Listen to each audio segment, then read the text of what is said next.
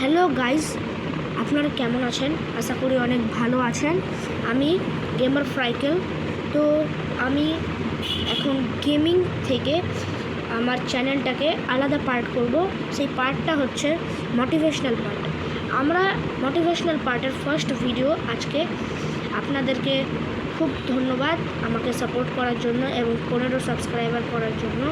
তো গাইস, আজকে আমরা আলোচনা করব 10টা এমন ওয়ার্ড যেটা কথায় কথায় অনেক হয় বা কোনো জিনিস বোঝানোর জন্য ওটা অনেকই ইস্তেমাল হয়, মানে ব্যবহার হয়। তবে গাইস, এটা হচ্ছে লোয়ার ক্লাসের জন্য না, এটা মিডল ক্লাসের জন্য, ক্লাস 1 থেকে 2 অবধি। গাইস, এটা খুব ইজি। তো গাইস, আমরা ভিডিওটাকে শুরু করি। ফার্স্ট কোয়েশ্চেন হলো, আমি ভাত খেতে পছন্দ করি।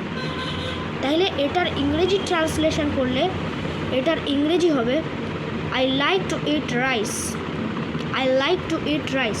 আপনারা যদি এটাকে টেনে উচ্চারণ করেন বা ভালো করে প্রোনাউন্সিয়েশন করেন, তাহলে এইভাবে এলটাকে একটু জিভের সঙ্গে টানা উচ্চারণ করতে হবে, আপ অ্যান্ড ডাউন একটু কম করতে হবে আর স্লো মোশনে করতে হবে। যেরকম আমি বললাম, I like to eat rice, I like to eat rice, একটু তোতলা টাইপের, I like to eat rice, I like to eat rice, এইভাবে করতে পারবেন আপনারা। তবে এটা আমরা একটু আগাই ধীরে ধীরে, তারপর দেখাবো আপনাদের জন্য। এটা একটু সিনিয়রদের জন্য হয়ে যাচ্ছে, তাই জন্য। তারপর দ্বিতীয় প্রশ্ন হলো, আমরা ক্রিকেট পছন্দ করি বা আমরা ক্রিকেট খেলতে পছন্দ করি। এটার ইংরেজি হলো, এটা যদি আমরা ট্রান্সলেট করে ইংরেজিতে কনভার্ট করি, তাহলে এটা হয়ে যাবে we like to play cricket. We like to play cricket, to play, এইভাবে হবে উচ্চারণটা।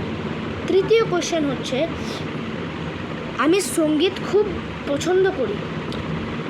এটার ইংরেজি করলে এটার অ্যান্সার হবে I like music very much. I like music very much. এটা একটু টানা উচ্চারণ হবে, এটা আমরা আপনাদেরকে একটু সিনিয়রে শিখিয়ে দেব। তারপর চতুর্থ কোশ্চেন হলো, পাখিরা উঁচুতে উড়তে পারে। পাখিরা উঁচুতে উড়তে পারে। এটা একটু হার্ড আসে, এটা আমরা লোয়ারদের জন্য একটু হার্ড আসে গাইস। তো আমরা এটাকে ইংরেজিতে বলছি birds can fly high. Birds can fly high. পঞ্চম কোশ্চেন হচ্ছে আমাদের, সে ভালো গান গায়। সে ভালো গান গায়। এটার ইংরেজি ট্রান্সলেট করলে হয়ে যাবে, সে ভালো গান গায়টাকে যদি আমরা ইংরেজিতে কনভার্ট করি, তাহলে এটা হয়ে যাবে she sings well. She sings well. She sings, দাঁতটা একটু বেঁকা হবে, সি সিংস ওয়েল। ঠিক এইভাবে আপনারা করে নেবেন। তারপরের কোশ্চেন হচ্ছে, সে দ্রুত দৌড়ায়।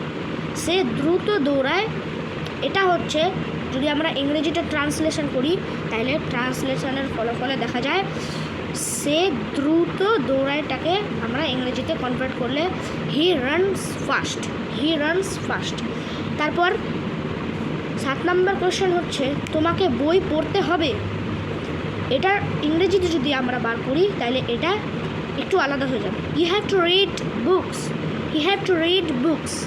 তারপর হয়ে যাবে আমাদের এটা টানা উচ্চারণটা clear, you have to read books.